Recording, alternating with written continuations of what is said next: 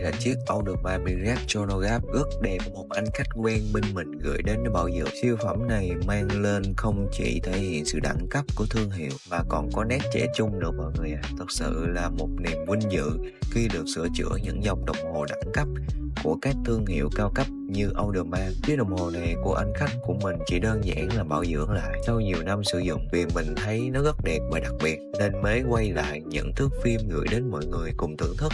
Nếu các bạn thấy hay, hãy cùng thư giãn với những giây phút sau của chiếc Audemars Piguet này nhé.